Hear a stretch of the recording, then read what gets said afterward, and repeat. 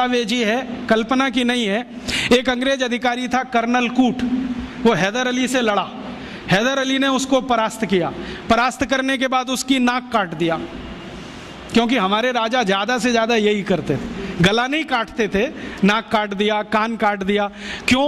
क्योंकि नाक कटना ही बहुत बड़ी बदनामी होती थी। तो नाक काट दिया उसका, कटी हुई नाक लेके वो भागा कर्नल कूट।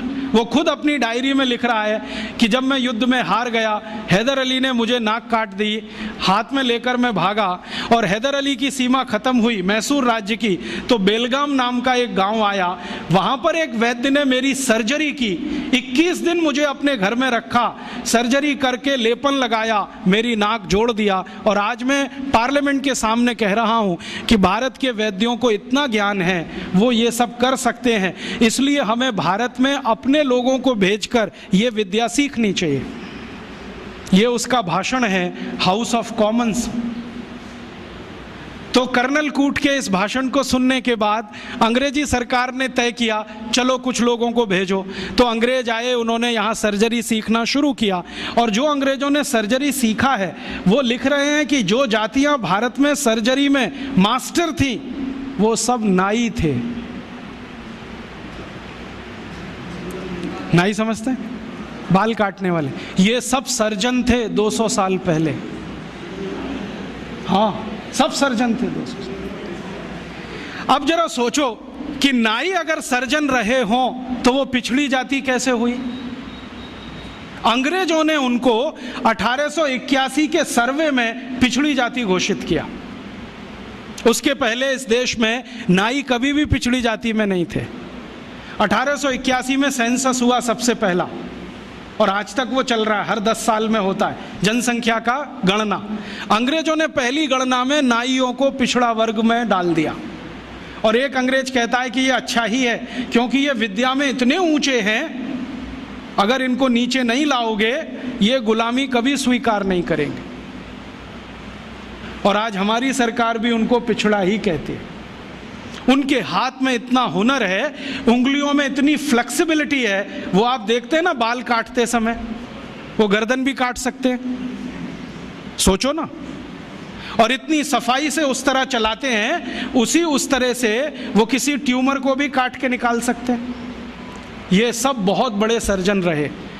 और आज से 200 साल पहले के दस्तावेज बताते हैं कि कांगड़ा और उसके आसपास, कुर्ग और उसके आसपास, मैसूर और उसके आसपास जितने सर्जरी सिखाने वाले केंद्र थे, उन सबके आचार्य नाई ही थे जातियों। ये सब सर्जन थे, और इन्होंने जो सर्जरी सिखाई है वो हिंदुस्तान के गांव-गांव फैलाई। फिर अंग्रेजों ने क्या किया, ये जो सर्जरी सिखाने वाले केंद्र थे, इन सबको गैर कानूनी घोषित कर दिया। एक कानून बनाया जिसका दुर्भाग्य से नाम है इंडियन एजुकेशन एक्ट। उसमें इंडियन कुछ भी नहीं है, नाम उसका इंडियन एजुकेशन एक्ट। उस कानून में उन्होंने ये तय किया कि भारतीय विद्याओं को सिखाने वाले जितने भी केंद्र हैं वो सब गैर कानूनी हैं। तो उन पे ताले डलवाए गए, नहीं डाले तो मरवाया गया, उनको आग लगवाई गई, कितने लोगों को जिंदा जला दिया। वो कहानी सुने तो आपकी आंखों से आंसू निकल आए। ये अत्याचार 100 साल हुआ, उसमें ये विद्या खत्म हो गई। और फिर बेईमान अंग्रेजों ने क्या किया कि यहाँ से सर्जरी सीखा, और उनके अपने रिकॉर्ड्स में वो सब है। हिंदुस्तान को ये बताया कि देखो हम तुम्हें वापस सिखा रहे हैं। और यहाँ से सर्जरी सीखकर जो डॉक्टर बने लंदन में, उन्होंने fellow of the royal society की स्थापना की, जिसमें डिग्री लेने के लिए आज हमारे डॉक्टर जा रहे हैं।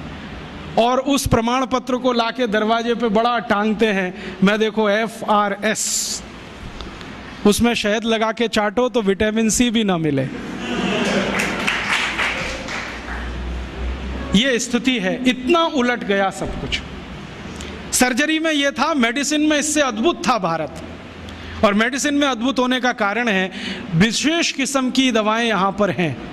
ऐसी ऐसी अद्भुत दवाएं हैं जो आप कल्पना नहीं करें, काम ना करे आपकी कल्पना। मैं आज भी ऐसे बहुत वैद्यों को जानता हूँ जिनके पास कोई फॉर्मल एजुकेशन नहीं है, जो स्कूल कॉलेज में भी नहीं गए हैं। आपकी नाड़ी अगर पकड़ ली तो बता देंगे 7 दिन पहले से क्या क्या खा रहे हैं आप। और ज़्यादा दूर नहीं है, इसी जयपुर शहर में, इसी जयपुर शहर में उनका कोई फॉर्मल एजुकेशन नहीं है, वो सिर्फ नारी पकड़ते हैं। मैं गया हूँ 2 बार, वो 7 दिन पहले का मुझे बता दिया, पिछले रविवार को ये खाया, सोमवार को ये खाया, मंगल को ये खाया, बुध को ये खाया। ये भाई कौन सा विज्ञान है? ये तो दुनिया से करोड़ों रुपए खर्च करके लाई गई मशीनें नहीं बता पाती कि हफ्ते भर पहले हमने क्या खाया था। और नाड़ी पकड़ के सारा का सारा डायग्नोस कर लेना कि आपको यही है और वही निकले, ये तो कुछ अद्भुत है। ये कोई सामान्य विद्या नहीं है भाई। मैंने ऐसे तमाम वैद्यों को देखा है जो नाड़ी पकड़ के बताते हैं कि आपको ट्यूमर है, गर्भाशय में है, यहाँ है, यहाँ है, और हम जब आधुनिक चिकित्सा शास्त्र में परीक्षण कराते हैं वही निकलता है। एक वैद्य तो मैंने ऐसे भी देखे हैं केरल में, कोटक्कला में, वो साइज बता देते हैं, इस साइज का है, नाड़ी पकड़ी और बता दिया इस साइज का है, और वही निकलता है।